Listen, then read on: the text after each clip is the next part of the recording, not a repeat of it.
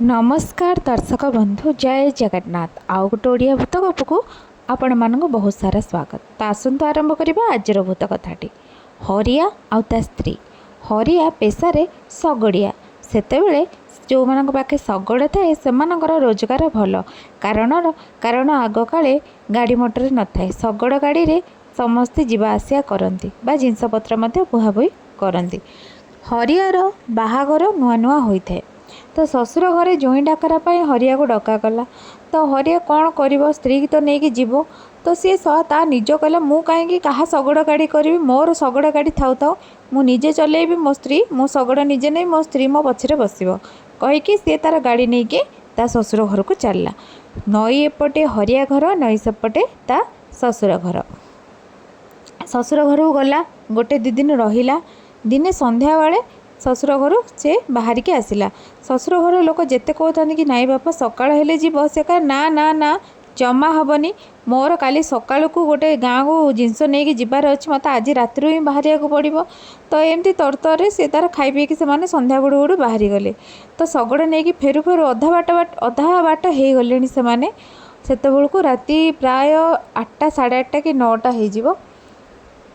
हठात हरिया तार लंठन टाक धिमेई देला। ता स्त्री पचारा कहीं लंठनटा कहीं बंद करछ ना तू पाटी करना तू ये चुप किसी भी कहना। हरिया एक ता स्त्री की कहला।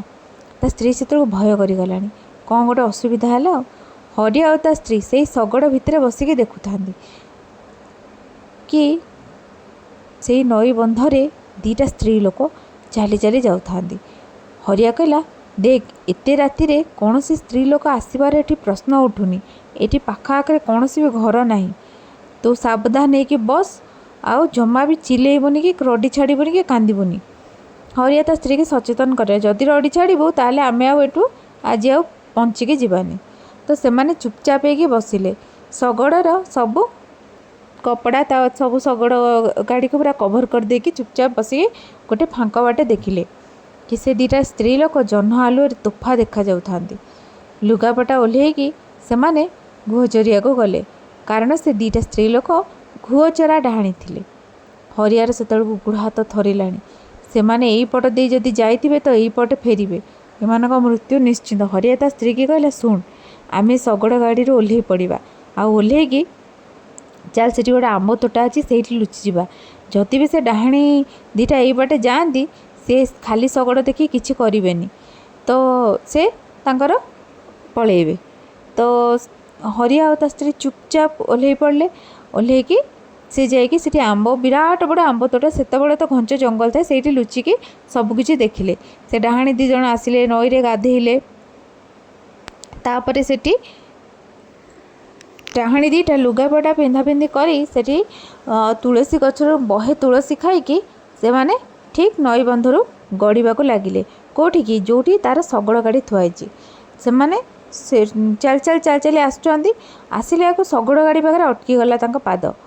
सेतबेलू हरियार देह हाथ थरिया लगे। हरिया कहला जदि से आभास पाईगले आम ये अच्छे लुचिकी ताहले आम आज मले। हरिया स्त्री की से पाटी कला कि तू गोटे जगह स्थिर हो बस कहीं से बहुत सारा हरिया स्त्री गहना गांडी पिंधाए काले झुमझुम शब्द से जानीदेवे। हरिया स्त्री गोटे जगह जाकी चुकी बसताए। से माने शगड़ भितर पूरा खोजा लगिले खोजी खोजी किसी पाइले जमती ताक भर गोटे डाणी कहला कि अरे गोटे शगड़िया बोधे आसतब ताकू लगी झाड़ापाड़ा लगी से कुआड़े जाइथब आमे तो जिते आसिले कहीं तो शगड़िया ये नथिले ना तू देखीचु। से आर जन कहला कहला अरे आमे कौन एपटे आसीचे आमे तो से नाल बंध पटे सेपटे चलिकी आसते ए शगड़िया केते बेलू ये शगड़ थोईकी कौटिकी जाइथब किए जानला। जे एक कथा शुणिकी दीटा डाणी कथा से चली चलिकी कड़े पलैले।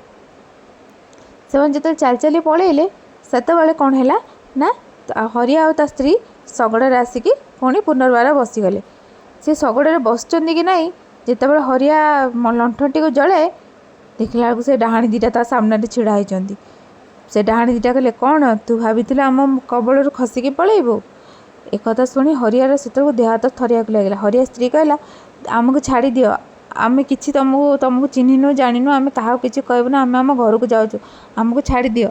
से ଡାହାଣୀ ଦି ଜଣ କହିଲେ ଜମା ଛାଡ଼ିବୁନି।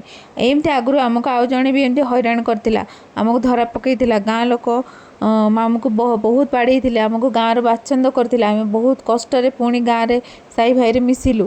ତ ଆମେ ଆଉ ସେ ମୂର୍ଖାମି କରିବୁନି, ଆମେ ତତେ ଆଜି ତୁମ ଦୁଇ ଜଣଙ୍କୁ ଏଇଠି କଞ୍ଚା ଖାଇଯିବୁ। ତ ସେତେବେଳକୁ ଯେତେବେଳେ ତା ସ୍ୱାମୀ ଉପରେ ବିପତ୍ତି ଆସିଲା, ହରିଆ ସ୍ତ୍ରୀ ବି ପାଲଟିଗଲା ଜଣେ ସାହସୀ ମହିଳା।